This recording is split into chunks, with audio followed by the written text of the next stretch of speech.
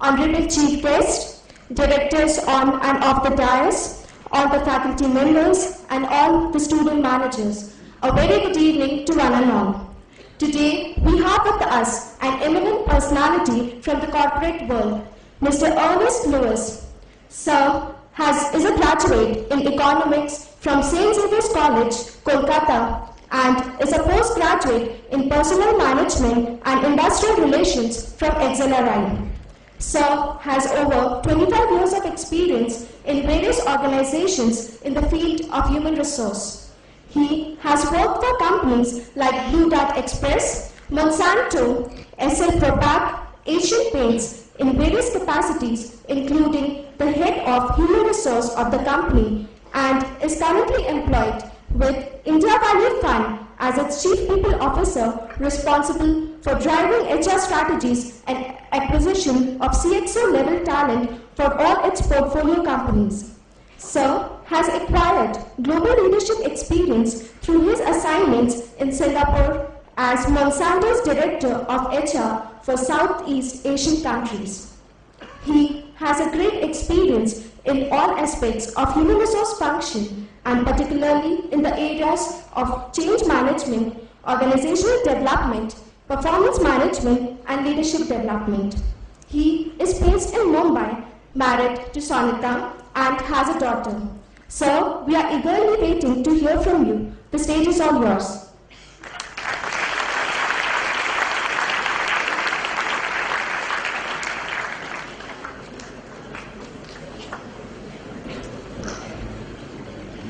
Good evening, friends.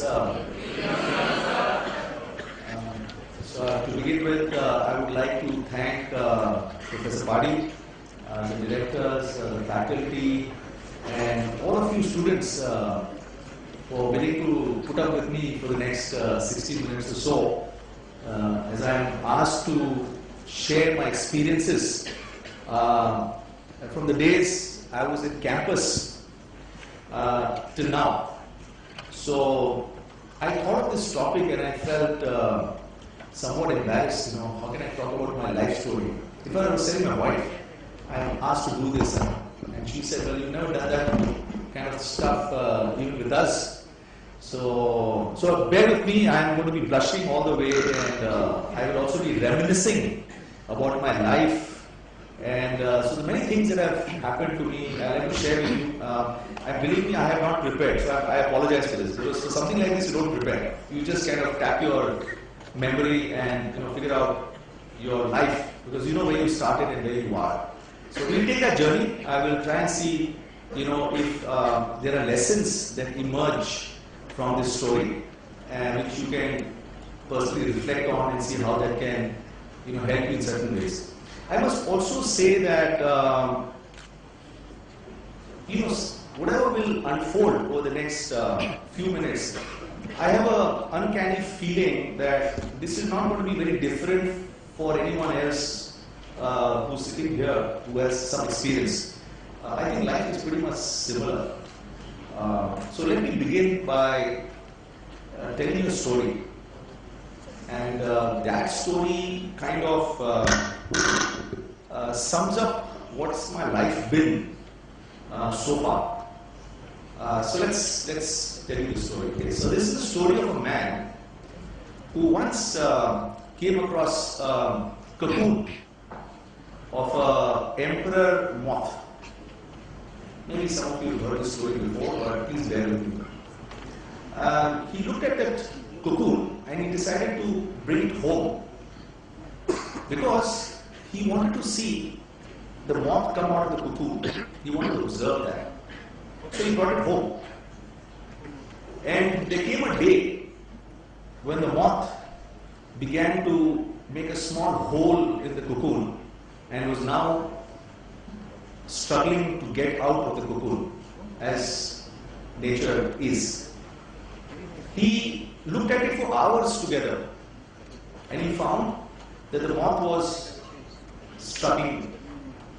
And after some time, he felt that the moth seemed to have given up, in the sense it had tried enough and now was almost beginning to give up and was kind of becoming still. and the hole remained as tiny as ever. And at that point of time, the man, out of kindness, decided to help the moth. So he picked up a pair of scissors and he ripped through the cocoon and let the moth out. Okay? What he noticed was the moth appeared to be swollen. The body was swollen. It was a small moth. The body was swollen. Its wings were kind of shriveled up, you know, and it started to kind of struggle to fly, but it wasn't flying because the body was swollen up and the wings were shriveled. Therefore, the wings were not big enough to give it the lift. And the moth remained in that state for quite some time. So that's the story of the moth. Now the lesson here is that what the man, out of his kindness, forgot to do, alright, out of his kindness helped the moth to come out, but what he did not realize that in the process of struggling to break out of the cocoon, the moth's body actually sends out a fluid which goes into the wing of the moth, and the wing therefore becomes strong, and it is then the moth can take flight. So as soon as the moth achieves freedom, it takes flight, and therefore that's how life continues. But unfortunately, the person out of kindness had unfortunately rendered the moth unhealthy and weak, and the moth remained like that. So life is somewhat like that. Okay? Only when you face obstacles that you get the strength to carry on. And therefore, you have to make the best of all the opportunities you have. And it is only then that you are able to, achieve your potential. And therefore, I would like to say, never forget the power of struggle. And somehow when I was reflecting about myself, I felt that whoever I am today, and I'm no big guy, I heard the introduction, it sounds nice to me also, sort of, but whatever progress one has made in life, if I reflect on that, it has been to a very large extent because of the struggle that has given me the strength to be who I am. I still have a long way to go. It's not as if my life is over and I have achieved everything. There's many more years to go and there's many more things to achieve. Miles to go before I sleep is what Robert Frost said. And but that pretty much sums up who I am. So let me just step back and now begin to share with you some events, episodes that one has kind of gone through life until now. Now, why? I think it's a good thought to get somebody like you to speak here because I'm a typical management student. I'm a corporate guy. And I think when I'm looking at majority of you guys are going to follow the same track. Some of you hopefully will do better things in life. Like maybe work for the government, NGO, politics and stuff like that and reform the world, okay? And do better job. But those of you, and I think a lot of you will be like me, doing ordinary stuff like, studying management and then following the corporate life, being a lot of you guys as well, right? Then maybe I am some sort of a guy to think about, and with me, like me, there are millions of other people, but yes, I have the opportunity to stand up there and share with you, so I share. So it's a very relevant thing to think about. So who am I? So, as you heard from my introduction, I was many years ago, 30 years ago, like one of you. You are a graduate, an engineering graduate, or a graduate in one of the disciplines, and then you decided to do MBA. And you're right now about to embark upon management education. And after 2 years, you will seek a job from the campus, and then you will begin to fly like the moth. As I reflect, before I went on to do my MBA, I was in college, and I was not necessarily a very privileged person. My father was a big guy, had a lot of money or anything like that. He was a very ordinary person, and he had a very large family to support. And therefore, while I went to college, I was thinking of, how can I supplement the income of my family? And this goes back many years, and you guys cannot relate with us because we belong to a different generation. I find the generation of today are a lot more secure and provided for. And so is my daughter actually. There's nothing wrong with that, right? But the lessons will be the same. Don't worry about that. I'm not trying to say that, why is this old man talking about, the struggles in life those days. My father is rich guy and everything's provided for me. That's not the point. The point is there will be some lessons that will emerge, so I want to reflect on that. Which is what I keep telling my daughter. She keeps telling me, why are you telling all the story? Because it doesn't relate to me. But then there are some lessons that do come through. Now, having, when I was doing all of this little things on the side to supplement my family's income, I came across a gentleman who was a very senior guy in one of the multinational companies. And he told me that, you are teaching my son, and I'm very pleased with how you're doing that job. What do you want to do in life? I said, sir, what does he want to do? I'm doing economics, and I would like to study work. I want to just jump into working, right? To be able to earn a lot more money in a company. He says, great. You finish your graduation, and I shall give you a job in this company. And this company, I don't know whether this company exists these days, but some of us who are more experienced will recognize this company as being a blue chip company, Dunlop India. And he says, I will just let you walk into Dunlop India. And as it happens, on campus, there used to be some companies that come for campus placement. And these are graduate level placement. Those days, there used to be companies like the Shriram group of companies, the people who make sewing machines, Usha sewing machines, fans, etc. Yeah? These days, they're not so big, but those days, they were real dadas. You talk about DCM group, the management training that they ran was world class. So they used to come to the campus, and I think I was privileged to study in a very good college, St. Xavier's in Calcutta. And they would come to these colleges to look for some good students, and by some stroke of luck, group discussions, interviews, and so on and so forth. Finally, I was amongst 3 people who got a job. And I made it, and I got a job. I remember my job offer said the salary was 1,100 rupees per month. Okay, so that was a lot of money for me, and I said, here I am. And now I had this choice between 1,100 rupees in a company like Shriram, which was an Indian company, and on the other hand, my godfather, the person I was teaching, his father, who was the head of marketing of that multinational company, said, you can walk into Dunlop. And I walked into Dunlop in Calcutta, their head office, absolutely fancy office. If you talk about tires, it was just Dunlop, nothing else. Blue chip multinational company. And guess what did I do? Because that doesn't save my bargain. So let's see what is the answer? Which one did I take? Jai Shri Ram. It was Shri Ram, yes. So now I wanted to reflect, why is it that I took a job like Shri Ram, Dunlop, here, Shri Ram, here, 1,100. I'm sure that other job I had paid at least twice as much. But I was very clear. I said, I am not going to take up anything which does not reflect what I merit, what I deserve, and in what I cannot take pride. I don't want to look back and say, I took up something because somebody gave it to me, because he favored me, I had an opportunity to, get that particular opening because I was in a favorable condition. I took the hard way out. I didn't join Shri Ram, okay? And let me tell you, it was not the greatest of companies. I just worked there for 2 years, and I moved on in life. It was tough, so on and so forth. But as I look back, I'm very happy I did that. And I take great pride in the fact that I took Shri Ram and not Dunlop. I did not take anybody's help. This happened very early on in my career. And I was this kind of a guy with a lot of money, and my father would be very well, etc. I was trying to take the easy way out, right? But I decided to take the hard way.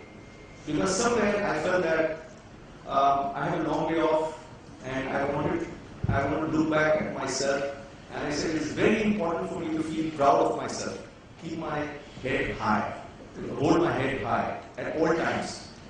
So, my friends, this is one story that which comes very clearly to my mind. It was a very clear strategy, very clear approach, very clear thinking in my mind, in my young mind, in my weak body.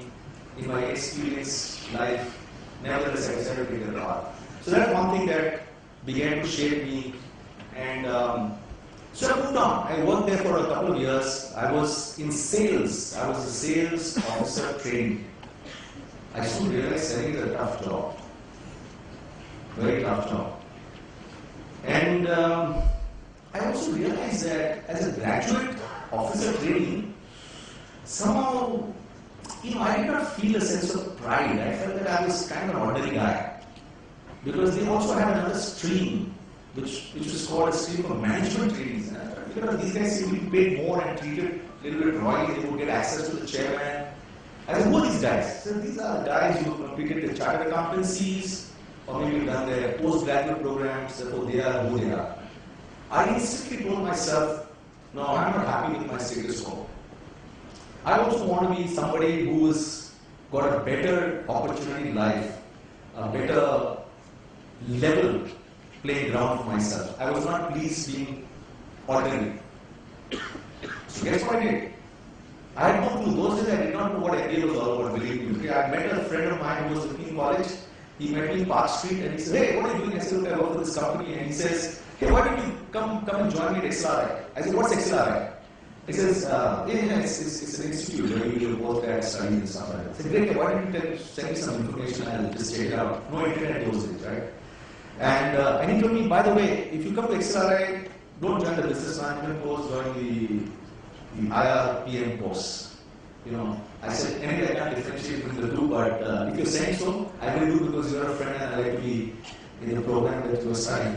So anyway, to cut a very long story short, I decided that I must try to XLRI. So I worked hard, I studied hard, and so on and so forth. And I was beginning to get prepared, and my mother got a sense of the fact that I was going to give up my job. Remember, I came from a background where we were not necessarily very well endowed, and my income, even 1100 rupees, was meaningful income for the family. And at that point of time, my father had become ill and he had to take leave from working. So that money became even more important. So I told my mom, look, I've got admission in XLRI, it looks like it's a big thing, and I'm going. My mom, I remember that. My mom's face, and she looked at me and she says, are you mad? I mean, you got a job and you're working, and why will you need your money? Where are you going? And I thought about it. I remember her face, and guess what, my friends? I did one more thing. I said, I'm very clear. I will drop my job no matter what. I will go on and study further. That means hardship for my family. It means whatever it takes, 2 years of study, I'll come back at a different level and a different person, and I'm going to build it from there. And I did that. It was very tough on the family, but as you look back and as you talk about it, they feel that was one of the best decisions I took. That's the second.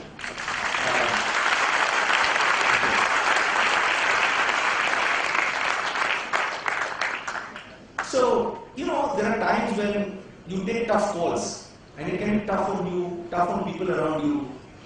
The people around you, even if they are older than you, doesn't necessarily mean they can give you the right advice. Now, this is something I tell my daughter, and my wife is very upset. I'm going to say something very, very contrarian here. I tell my daughter, never be scared of anyone in life, including myself. Right? No one in this world can make you feel scared, whoever you are, including me as your parent. I also believe that somewhere you should determine your future. You got to be committed and decide. You cannot get bogged down just because of circumstances and then later on say, boss, I have regretted life. Kash mein ye karta, wo karta, ye ho gaya. I was supposed to fly there, go to this place, that place. Now I am wherever I am. And you start complaining and you start,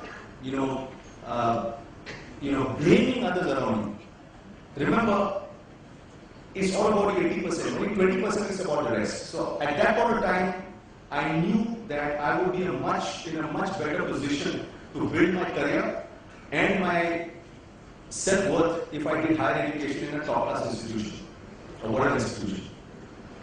And that paid off.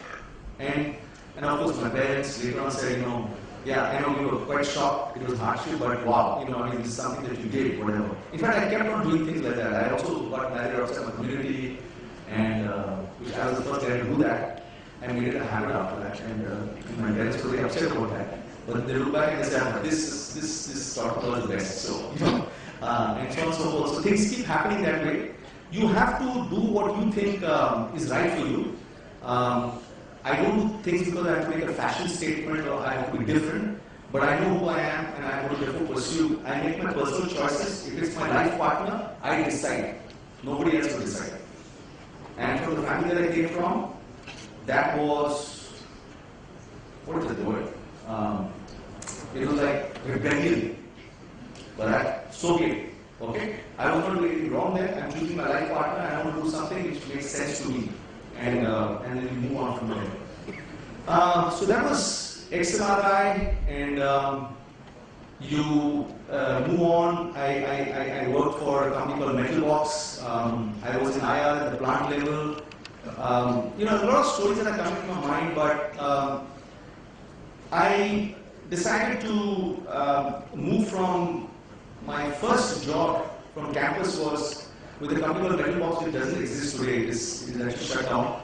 I did my plant experience because I thought it was very experience as very important as an HR person to learn what goes on in the plant. And I very quickly moved on to Blue Dart Express.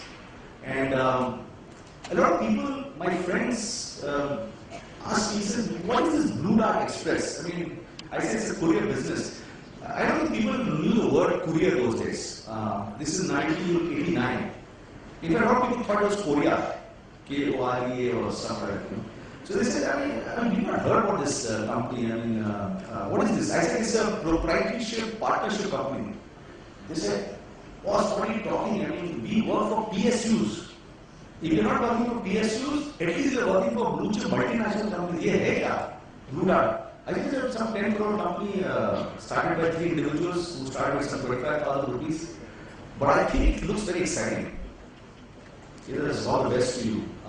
And the guy who recruited me was my senior from XLRI, and I remember in the interview he told me, hey look, this company is actually somewhat of a shit company. And so I want to ask him just what are you doing here then? He said, I'll come to that, but I can tell you this is somewhat of a shit company and it will continue to be a shitty company unless people like you join. Alright, so he was obviously a great sales guy, right? So I started thinking, I said, wow, are you saying that I can make a difference here? You're putting it on a pedestal, you're saying somebody like me can come here and do something different. He said, absolutely, I have no doubt about that. He said, you can do shit all if you are where you are. It's a very large company, well established, and you're just one of them. You're a cog in the wheel there. You come here, you're somebody. So you got to be excited. But when I went back and spoke to some people, they said, hey, yeah. This company started 7-8 years ago. It can fold up anytime. What is the resources? All those questions that make you doubt yourself and make you not take this, all those questions get thrown at you. Right? And then you start reflecting, saying that, so am I getting an opportunity to do something here that makes an impact? And as a result of which, I get an important position, designation, scope of responsibility, and also I may be able to make a little extra money. I said I'll go for it because I just met my girlfriend and I was about to get married and I needed money as well. So I was making some extra money. So I said, all put together, let me go for it. So I went in for it and I stayed out there for 7-8 years. Those days people used to move jobs as well. As much as people move today. Maybe move faster these days. And I worked there for 7 years and I grew in that company and it's been an interesting journey there. We faced unionism. Some of you guys are from Kolkata, right? Yeah, from the east. You know how east is when it comes to IR, industrial relations? It's a challenging place. I'm from Kolkata myself, right? But, sorry? Yeah, so some of you are there, I'm sure, because this is a microcosm of India. There are about 800 of you. You guys from all over the country, I'm sure, from all parts. The company I was working for faced industrial relations problem and yet actually closed Blue Dart in Kolkata. Closure under Section 10 of Industrial Disputes Act. No joke. And I was right in the middle of a warfare with my Kolkata friends who can get very violent, etc. and all that stuff. But I was from there, so I knew how to handle that as well. And we went through that experience, we shut it down, and then they said, sit at home, you will open up and then you get a meaningful job. I said, what are you saying? Are you saying that I will get home, get my salary and wait until it opens? They said, this is not happening, boss. I told the MD, you have to place me somewhere or I am quitting. And he said, we have an opening, but I don't know whether you like it. It's in Chennai. Up now, I'm from Kolkata. I don't know a word of South Indian language, and I had images. Just like you have images sitting in Chennai, Bangalore, Kolkata, we also have images sitting in Kolkata or cities like Delhi or Chennai or Bangalore. All of us have certain images. I said, Chennai, my God, hot, language problem, how will I survive? But I said to myself, it's not about, at this stage, about wanting to work in a place which is all very nice and the infrastructure is great and it's got great restaurants and parties and pubs, etc. It's not about that. It's about the challenge, and I don't mind at this point in time. Let me go down south, unexplored. I have no idea about what that place is all about. Given a choice, I might not have gone there, but I said I will go there. And I was just getting married, and my wife, I think, must have had a minor attack because she also from Achimpo. She's from Kolkata, but it's a very complicated story. But she said, anyway, we'll go there. I said, we'll go and set up home there. Now, in my mind, I thought the struggle is what is building me as a person, building my character, building me as a professional person. So I said, keep pursuing that. I tell you, my friends, my stint in Chennai as a regional HR manager for Blue Dart, where I had the opportunity to cover every single town in the south. I mean, Odisha also came in the south those days. Andhra, Kerala, Karnataka, Tamil Nadu. I went to every small place. I used to travel on the buses. I'm so proud of that. Today I talk very proudly. Today I'm in a position when we talk about anything. We are talking about an acquisition of a company and somebody says, well, this company is based in Erode. And suddenly I say, but Erode is known for the lungis that it manufactures and maybe trades. And a lot of people do not have a sense of that. But I can simply put it out of my hat and say something which is very, very unique and can add value to the discussion whether we will acquire the company or not. Because I have been to such places, I have experienced them. And somewhere it kind of sits in your repository, in this thing out here, in the cranium, the very valuable stuff out there. And whatever you experience, it goes and sits up there, and you can archive it and you can access it, at will. And you can leverage that experience and knowledge to your advantage. So I think it was a great experience, but it's struggle all the same. And then I think somebody felt that I did a good job, I got promoted and I was brought back to Bombay. And I became the most senior person in Mumbai, a thing called the Corporate Human Resources Manager. And now I had people like me reporting to me. So I had the HR manager and also East West reporting to me. They were my colleagues and they were reporting to me. That's a very, different situation, I must say. When you become a boss of your friend or your colleague, how the hell do you handle it? I still don't have an answer, but it was a struggle. They would say, what are you teaching here? You were like friends. You become a boss and so on and so forth. But it was a struggle there as well. And then I realized that my struggle was also at the head office with my boss. And somewhere my relationship was not going anywhere. It is hardly happened in my career, my friends, let me tell you, but sometimes you do come across instances where your relationship with your boss may not be the best. You can take it to a point, but after that you have to take a call. Because you don't select your boss, the bosses are given to you. So don't live with crap as well. You need to go up to a point, okay, if you explored everything. But I think that situation helped me to drove me out of the company, and I landed up in a company called Monsanto, and I'm so grateful that I did, because Monsanto is where I spent 12 years, and I am who I am because of Monsanto. Now, if I was comfortable with Blue Dart, Blue Dart was also a great place. It's valued at $2 billion, and we started as a 10 crore company, started with 25,000 rupees, and so on and so forth. Doing excellently well, but still, it is not a comparison with what Monsanto is all about. And I got a chance to be part of global MNC, and it's one of the world's greatest companies, and so on and so forth. And I had some lovely experiences there as well. I did very well there. I did so well that they said, hey, look, we need to send you abroad because you have established the India business very well from scratch. We are now almost the market leaders. We're making a lot of money, and I said my aspiration is to not do something else, so they sent me to Singapore. Lovely assignment. I was on an expatriate assignment. I went with my family, lived there, and I was not looking after Southeast Asian countries. So started from Singapore to Philippines. But then again, struggles. They don't seem to go away. And things started looking very good. Monsanto started taking a dip in Southeast Asia. The business wasn't doing well. And then they looked at me and they said, guess what? We can't take the cost of expats and you.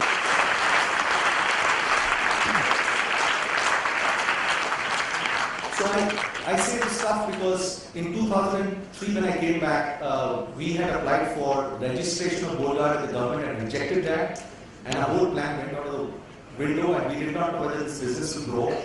And that's the time I was working with my MD and we motivated our people and and then we got the approval and then we grew the business from there and it was a great success story. So all that happened and it came to 2007 when I felt that I had worked long enough in Monsanto. I started to become very comfortable there. In fact, I keep reflecting, I was so comfortable that I was almost like very strange to say this, but whatever I said in Monsanto would be approved. I was just, in HR we created, we made it to the best places to work amongst the top 25 employers 3 years in a row. We were nowhere earlier. And it was just all so good, and I started to feel unchallenged and a little bit bored, and I said, what am I going to do now next? And that's the time when India was booming, what was happening in 2007. There was stuff happening around KPO, BPO companies and so on and so forth. So I decided to take a plunge. And I joined a BPO company. And that bomb absolutely went wrong. And it's easy for me to blame the executive search firm that put me into the job, or blame the American CEO who promised certain things and I found it was not to be in place when I joined the company. Yeah, everybody is responsible, but 80% of it was me because I made a choice. And I was wondering, how did I go wrong? Even today I reflect on that. And somebody was trying to help me with that. And they said, look, when you work for a company long enough and you had a good going, your instincts get blunted somewhere. You start thinking, everything will be okay. You're a good guy, you have a track record, the guy is offering you the job. You're going from one good job to another good job as you see it. But you have to have your instincts very sharp. Because you guys will move from one job to the other. Don't move too often, though you see my profile there, I don't know how many jobs I've moved, but let me tell you, for 3 companies I worked for 12, 7, yeah. In 3 companies I worked for 24 years. So I'm not a job hopper so easy. But in between there were some of those jobs that happened maybe 1.5, 2 years, etc. You should move jobs because it helps you to become a rounded personality, gives you some experiences. Those days of one job, lifetime employment is all gone. In fact, when I recruit people and if I find a person has worked too long in one company, we actually have serious doubts whether we should actually look at those individuals. Because you don't know whether they'll be able to adapt and be flexible enough to be able to take up a new role. I'm not saying all of them are like that, but we have those kind of questions. Anyway, my instincts were blunted and I made a wrong decision and it bombed. It was so bad. Within a month's time, I said I have to get out of this place. And I took 3 months to get another job. The next best place I could get, and it was not an ideal place, was SL Propack, which was still the global head of HR of a multinational company, and I had responsibility starting from America up to China. But still not the best that I would imagine. I went and joined them. And I recovered. So what happens is when you make a mistake, you fall, you have to recover slowly. And I was in fact looking at some of the other CVs of some other, I was interviewing one gentleman and I found something very similar to him that happened to me. And I think there's a pattern there. If you make a mistake, you fall, it takes a couple of moves to recover from it. You can't immediately go back to your good days. So it happened to me also. I decided that I have fallen from grace, so to speak. My good old days, working for top-notch companies, etc. I'm really missing all that. Where have I come? Who am I? What am I doing? Anyway, it took me some time, and then I was back into my top gear when I joined Asian Paints.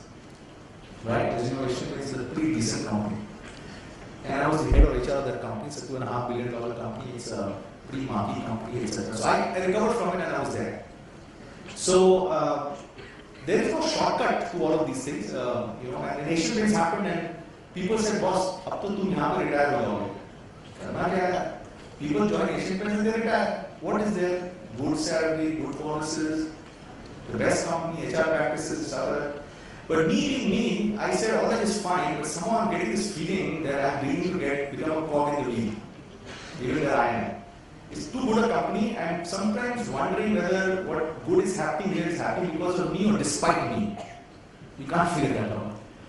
And I became a little restless until about 6 months ago when I joined this place. So here I am. I joined a place, India Value Fund Advisors. There are a lot of people asking me, including one or two journalists who came and met me. And they said, this is very interesting. What are you doing? Because all along we thought private equity firms is all about these wizards who are damn good at finance and numbers and they do all these big deals, etc. Not that I'm not a good guy, but just that what is this HR guy doing in a PE firm? I think that is still not cracked here. A lot of people still wonder what that is all about. But I am working for a company which has thought very differently. They've created this position. And I'm going to now sell IBFA and explain to you what that is all about, but maybe some other time. But it is a very unique opportunity. It is very different. This position has never existed. It is giving me an opportunity to create a role and establish it and make a huge impact on the 12 or 14 companies that I have oversight on. And I've just started that. I'm enjoying it. It's been just 6 months. I'm excited because I'm going to craft this role and take it forward. That is what is helping me be who I am. I'm very excited. So, my friend, I mean, very briefly and very quickly, I took you through my journey of 27 years, 30 years actually, 1983 when I graduated in economics to here when I am the CPO of a company and I'm thoroughly enjoying it. But there are some lessons here for me. Hopefully, you are able to see some connection there. You are able to see some pattern there. You are able to see this whole thing of the concept of struggle that I talk about, the power in the struggle. Then you have to remain restless. In fact, I should keep telling people wherever I work, I said, boss, listen, if you ever feel a sense of calm, relaxation, I have arrived in life, please begin to get scared because you're dying. And I say that to you. If you are in the corporate world, you have to be somewhere on your toes. The moment you start getting very comfortable, somewhere you are slipping. So you have to be on your toes. I'm not suggesting that you have to keep sweating and be stressed out and make life miserable for yourself. It's not that. But if you want to be sharp, keep asking yourself the question, am I getting too comfortable?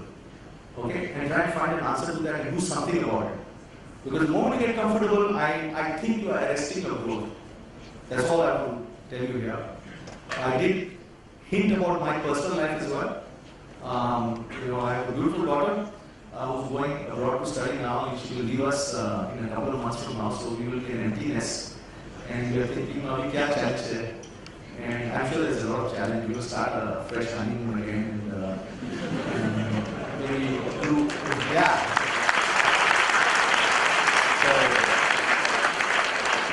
We'll think of doing different things because life is an unending journey, and so long as you challenge yourself, you will keep becoming a better person.